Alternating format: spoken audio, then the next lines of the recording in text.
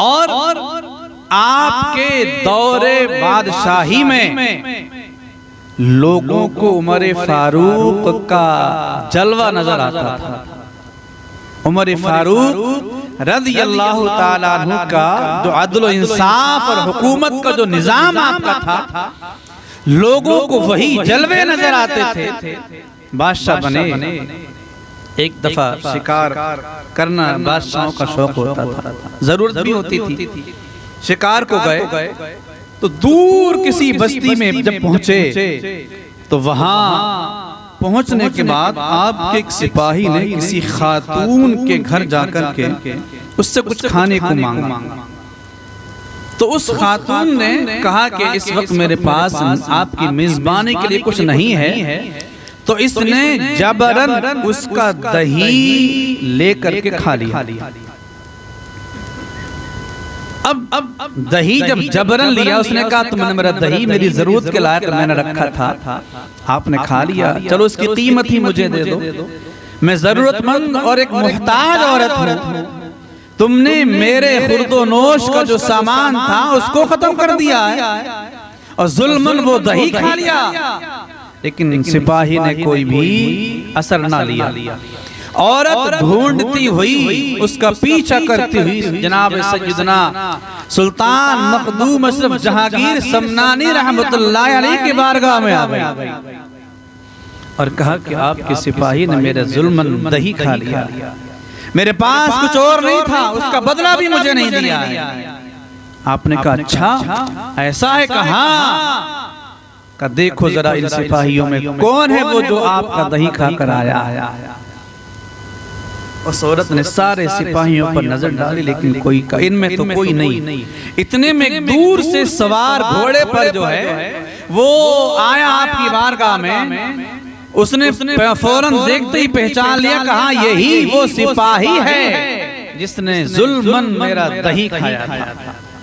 अब आप बताएं, अगर बादशाह के सिपाही बादशाह के साथ रहने वाले ही रियाया पर जुल्म सितम करेंगे, फिर भला इंसाफ कौन करेगा?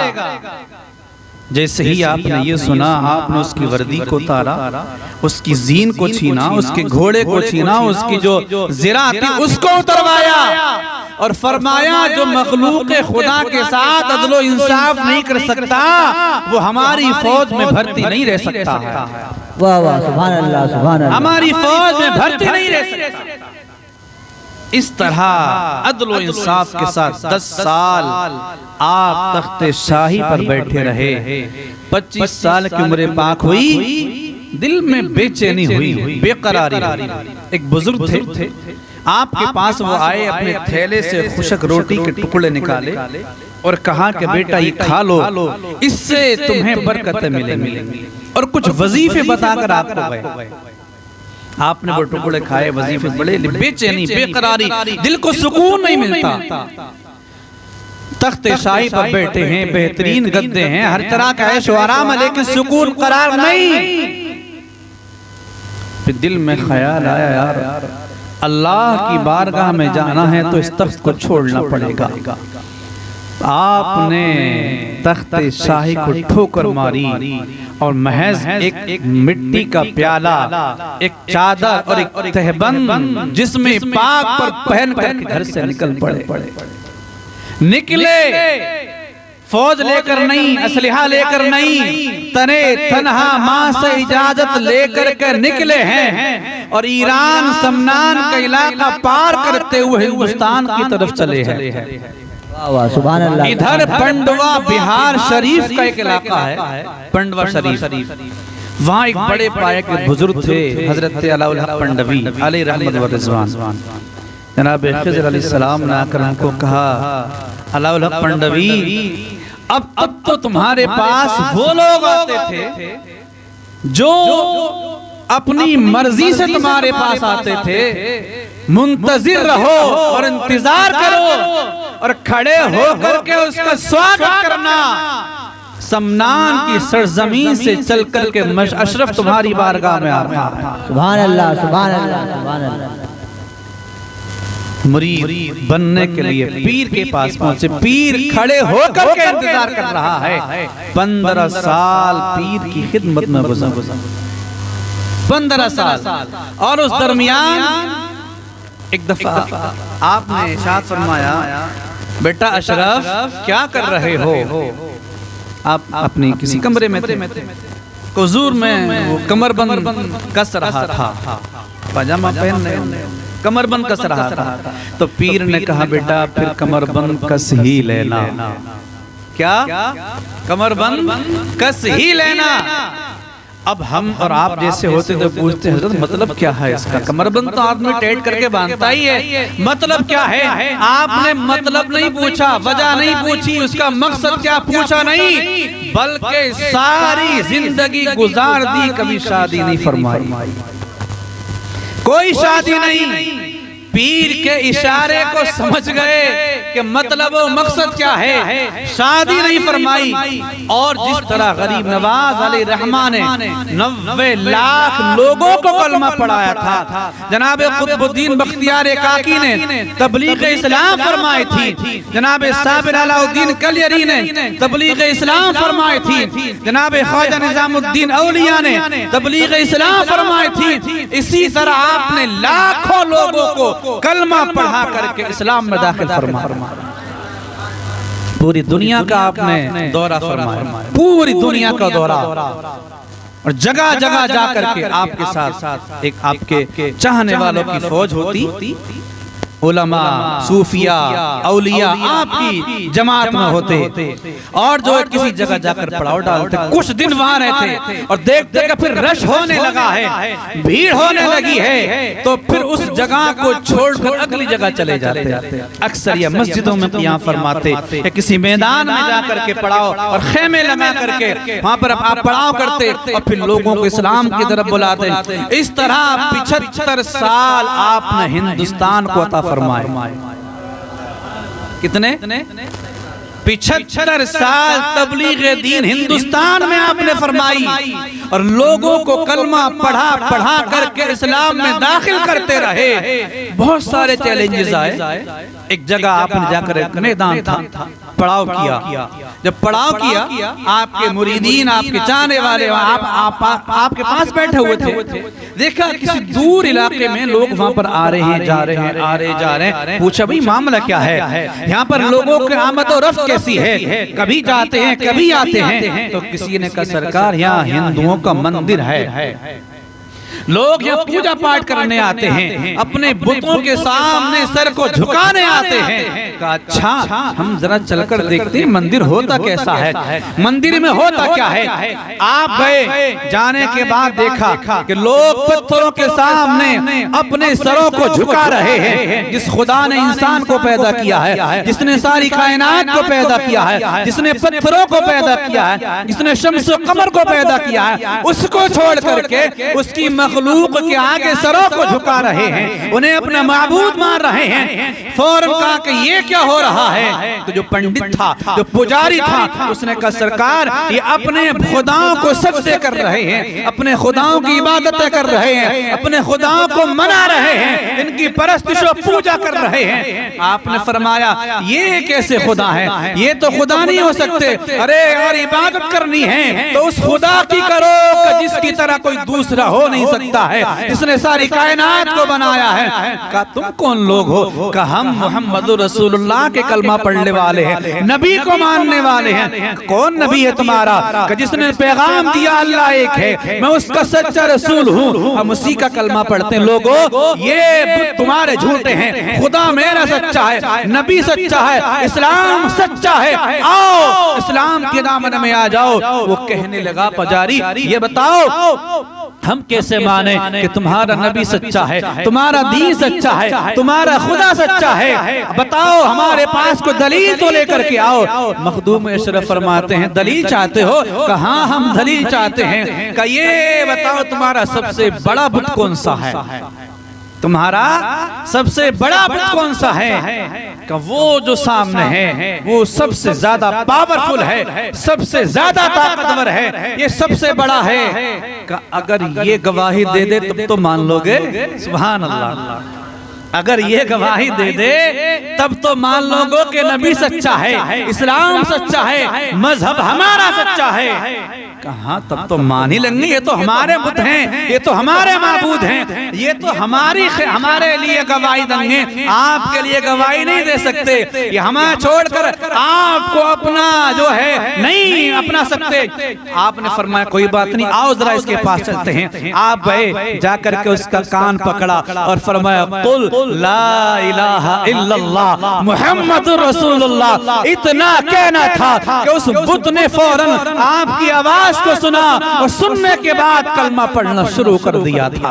सुभान अल्लाह, सुभान अल्लाह। इधर बुत जो है कलमा पढ़ रहा है, आवाज आ रही है, उधर पुजारी कदमों में सर रख करके आंखों से आंसू बहा करके कहता सरकार मैं मान गया, मजहब आपका सच्चा है, नबी आपका सच्चा है, इस्लाम आपका सच्चा है, खुदा आपका सच्चा है, अब देर ना कीजिए, मुझे भी कलमा पढ़ाकर इस्लाम में दाखिल फरमा लीजिए।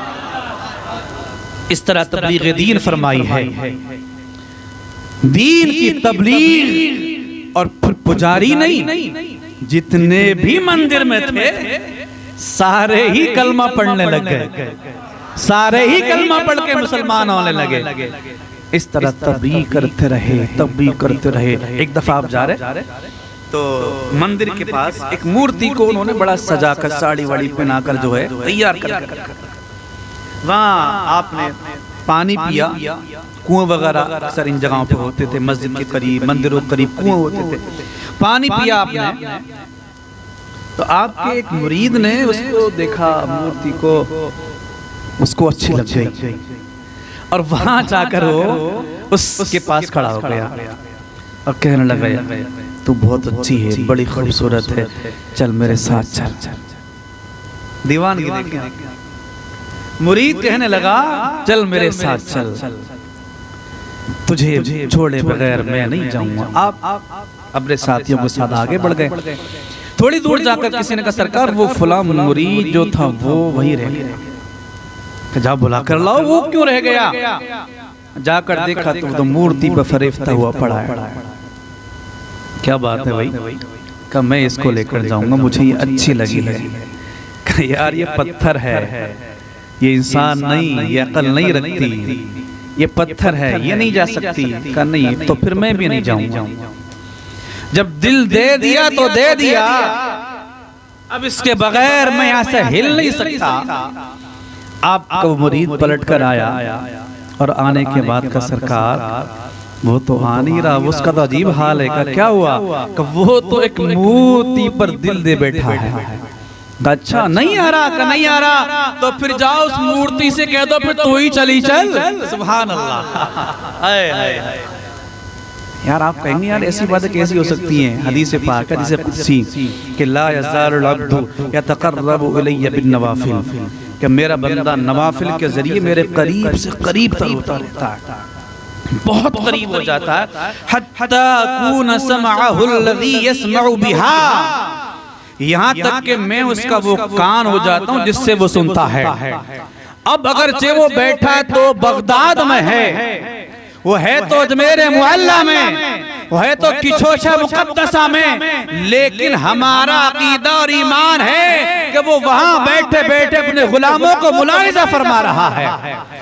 हदीस कुदसी है, रब का फरमान है, बुखारी शरीफ की हदीस है। अल्लाह के नबी फरमाते, अल्लाह फरमाता है कि बंदा जब नफल पढ़ता रहता है, नेक काम करता रहता है, मेरे करीब से करीब हो जाता है। हत्ता कूना समअहु अल्लज़ी यस्मउ बिहा, यहाँ तक कि मैं उसका कान बन जाता हूँ जिससे वो सुनता है। वा यदहु अल्लती यबतशु बिहा, उसका हाथ बन जाता हूँ जिससे वो पकड़ता है। वाह बसरहु अल्लती यबसिर बिहा, उसकी मैं आंख बन जाता हूँ जिससे वो देखता है। व रिजलहु अल्लती यमशी बिहा, उसका पैर बन जाता हूँ जिससे वो चला करता है। सुभान अल्लाह, सुभान अल्लाह। तो बज़ाहिर नाम देखते हैं कि अमल जो है वो वली कर रहा है, लेकिन हकीकत में वो अमल अल्लाह ताला का होता है। वो ताकत और कुव्वत उसको अल्लाह ताला फरमाता है। ज़ाहिरन तो वली का हाथ होता है, लेकिन हकीकत में वो अल्लाह का हाथ होता है। है। तो अब इसमें कोई शक नहीं रहा कि हम यहाँ बैठकर जो कहते हैं ना, हम यहाँ से पुकारें, वहां वो सुने। मुस्तफा की समाअत पे लाखों सलाम, और दूर और नजदीक के सुनने वाले वो कान लाले करामत पे लाखों सलाम। तो जबान इंसान की है, वली की है, लेकिन अल्लाह अपने वलियों से इतना प्यार करता कि उनका कहा कभी रद्द नहीं फरमाता। तो फरमाया चल, अगर वो नहीं आ रहा है तो मूर्ति को जाकर ही कह दो कि चल तू ही चली चल, तुझे मखदूम अशरफ बुला रहे हैं। सुभान अल्लाह। इतना कहा, मूर्ति में यक लख्त रूह पड़ी, और वो जो पत्थर का मुजस्समा था अब एक हसीन और जमील औरत की शक्ल इख्तियार करके उसने चलना शुरू कर दिया, चलना शुरू किया। मखदूम पाक की बारगाह में लेकर के आए और आपने फरमाया मेरे मुरीद तू ये बता तुझे इसमें क्या नजर आया। वो कहता है सरकार ये बड़ी हसीन लगी, बड़ी खूबसूरत लगी, मुझे इससे इश्क हो गया है, मुझे प्यार हो गया है, इसके बगैर मुझसे रहा नहीं जाएगा। आपने फरमाया चल कोई बात नहीं, अरे जब तक तूने इसको देखा नहीं था तुझे मोहब्बत पैदा नहीं होती, लेकिन देख लिया है मुरीद मेरा है, अल्लाह के वली का तू मुरीद है, मखदूम अशरफ का मुरीद है, चल कोई बात नहीं, अब तेरे लिए हमने अल्लाह से दुआ कर दी है, अल्लाह ने इसको इंसान बना दिया है। फिर उसको कलमा पढ़ा करके आपने उन दोनों का निकाह भी फरमा दिया, निकाह फरमाया, और उसकी औलाद आज तक चल रही है। कि छोछा के बसखारी जगह है, छोछा के पास में, वहाँ उसके पास एक इलाका है टांडा, एक जगह है, तो वहाँ के साहिब मुझे मिले, वहीं के रहने वाले, उन्होंने मुझे बताया, हमने पढ़ तो रखा था पहले किताबों में, लेकिन उन्होंने हजरत वो हमने उनकी नस्ल को देखा है, हमने उनकी नस्ल को देखा है। पहचान क्या है? उनके दाहिने हाथ के अंगूठे का नाखून अभी भी पत्थर का है, अभी भी पत्थर का है। उस औरत से पैदा होने वाले जितने भी बच्चे दुनिया में आए बाकी सारे आज़ा दुरुस्त हैं, लेकिन नाखून अभी पत्थर का रह गया। तभी तो कहा था ना कि हर आदमी इंसान तो है, हर इंसान आदमी नहीं। क्या मतलब है? हर आदमी इंसान है लेकिन हर इंसान आदमी नहीं। आदमी कहते हैं उसको जो जनाबे आदम अलैहिस्सलातु वस्सलाम की औलाद से हो, आपकी ज़ुर्रियत से जो पैदा हुआ है उसको आदमी कहते हैं। और इंसान कहते हैं हैवान नातिक को, यानी वो जानवर, वो जानदार जो बोलता है, चालता है, समझता है, उसको इंसान कहते हैं। तो वो मूर्ति जो इंसान बन गई है, इंसान तो है लेकिन आदम की औलाद से नहीं है, आदम की औलाद से नहीं है। इंसान तो है, आदमी नहीं है, आदमी अलग है, इंसान अलग है। तो ये शान है सैयदना मखदूम अशरफ सिमनानी रहमतुल्लाहि ताला अलैहि की। आप सफर करते करते अक्सर आप घोड़ों पर और ऊंटों पर सफर फरमाया करते थे। मैंने अभी बताया कि ज्यादा मस्जिदों में या किसी मैदान में पढ़ा करते। रात का वक्त हुआ, कोई जगह आपको मुनासिब नजर नहीं आई तो एक मस्जिद के सहन में जाकर के आपने घोड़े बांध दिए। मस्जिद के तो मस्जिद होती है, आगे खुला सहन होता था, गांव में बड़ी बड़ी जगहें होती थी, तो सहन में घोड़े बांध दिए।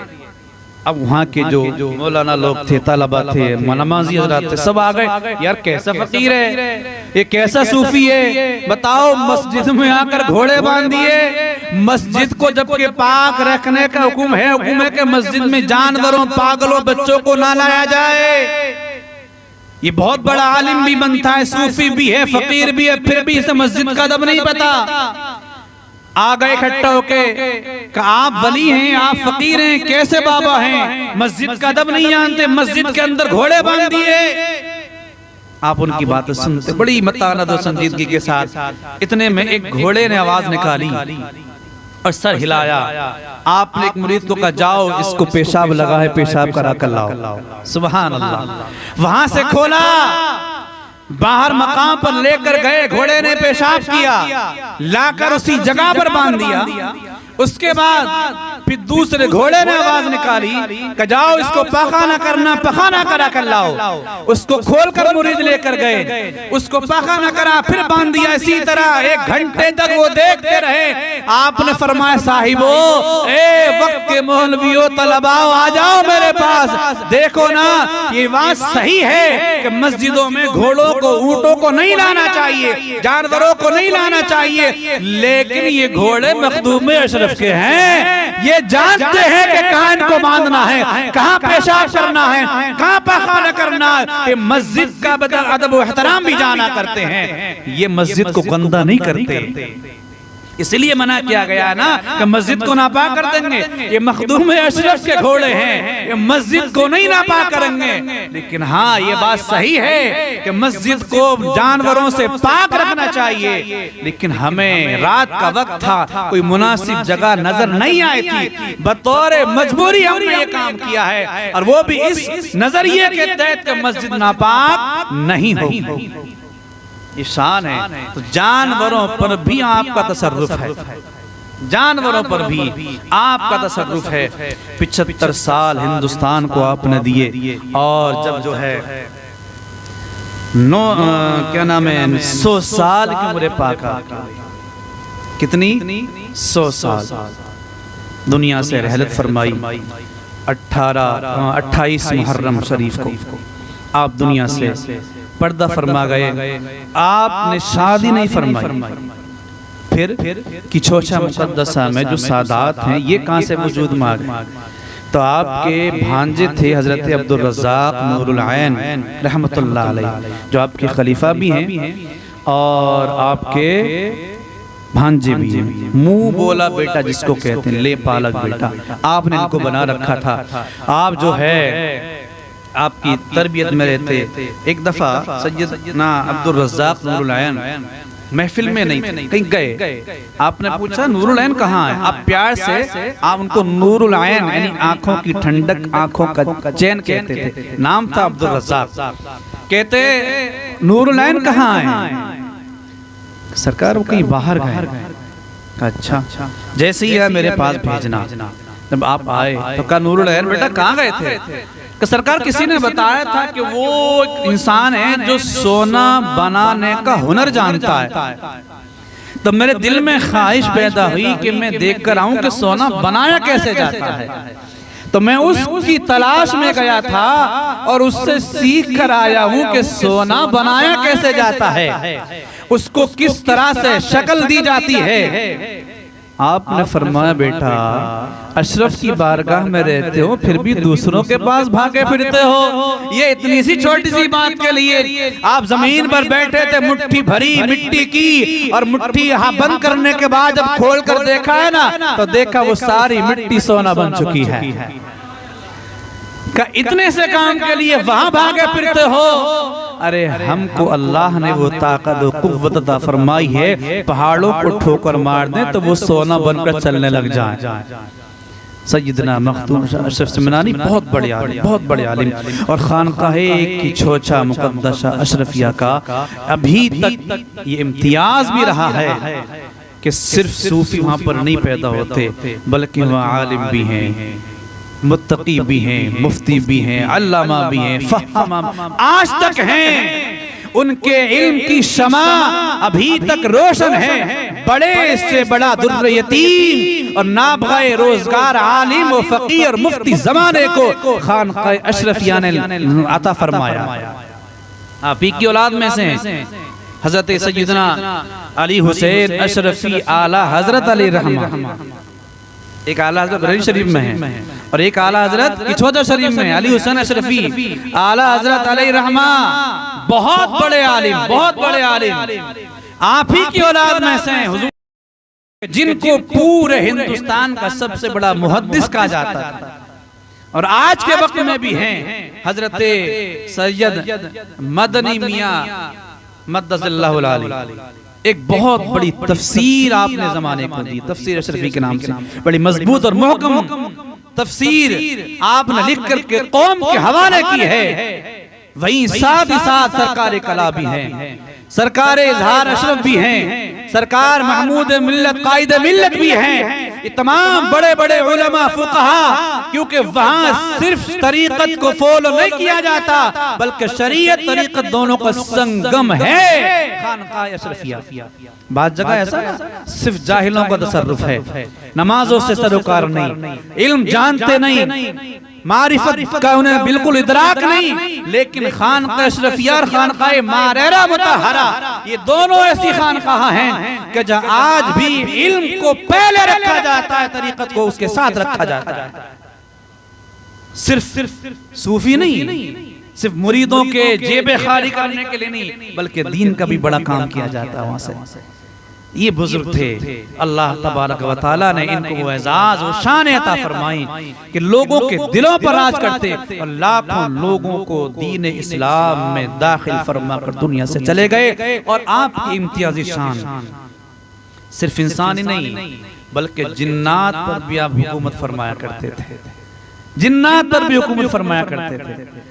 समंदर के अंदर मदीनतुल अशरफ के नाम से एक शहर आबाद है जहाँ जिन्नात ही जिन्नात है और वो सारे मखदूम अशरफ के मुरीद व खलीफा है, सारे के सारे। और वही सिक्का आज चल रहा है, आप जाने की जो शरीफ और देखें तो ऐसा लगता है कि किसी बहुत बड़े शहंशाह का दरबार लगा है और अदालत की कुर्सी पर वो बैठा हुआ है और लोगों के फैसले हो रहे हैं, लोगों के फैसले हो रहे हैं। तूने ये जुर्म किया है, वो वहां खड़ा खड़ा माफी मांग रहा, वो वहां बिलक रहा, वो वहां बिलक रहा। जो भी अशरफ का मानने वाला है, अशरफ का नाम लेने वाला है, तो अशरफ के मुरीद को, उससे मोहब्बत करने वाले को तकलीफ पहुंचा। ए जिन तेरी औकात और हैसियत क्या है?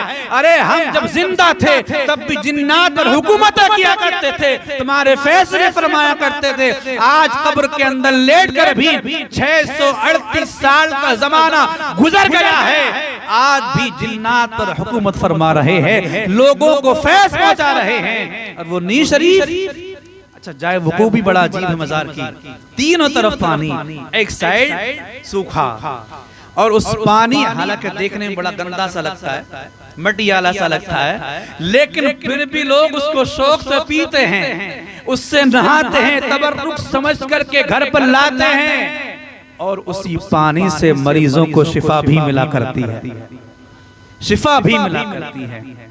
एक चिराग वहाँ का बड़ा मशहूर है, कोई जिन है, आसेब है, घर में कोई और दिक्कत है। अच्छा सिर्फ यही नहीं, इस चिराग की बड़ी करामतें, बड़ी इसके मौजज़ात हैं।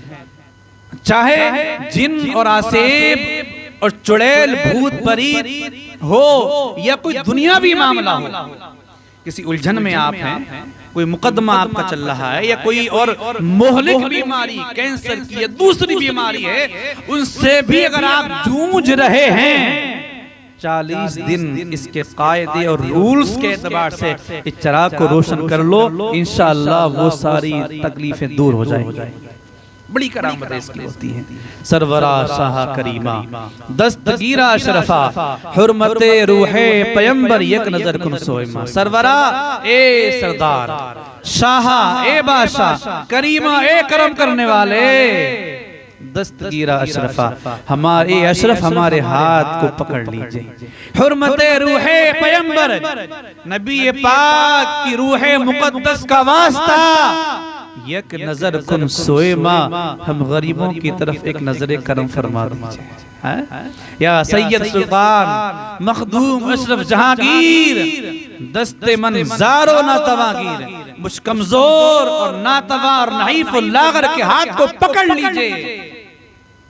या सैयद सुल्तान मखदूम अशरफ जहांगीर, दस्ते मन जारो ना तवागीर। तो ये वो जात हैं जो आज कब्र में लेटे लेटे भी अपने आशिकों को, अपने मानने वालों को फैज पहुंचा रही हैं। और ये जिंदा करामत है, जिंदा करामत। आप जाएं कभी देख कर आए, एक रूहानी कैफियत सी समझ में वहां पर एक तारी इंसान पर हो जाती है, बड़ा कैफ मिलता, बड़ा सुकून मिलता है। अल्लाह ताला हम सबको उनका सदका और फैजान अता फरमाए और हमें उनकी गुलामी में कबूल फरमाए। आमीन। अस्तगफिरुल्लाह रब्बी मिन कुल्ली ज़ंबि व अतूबु इलैहि। सलाम पढ़िए।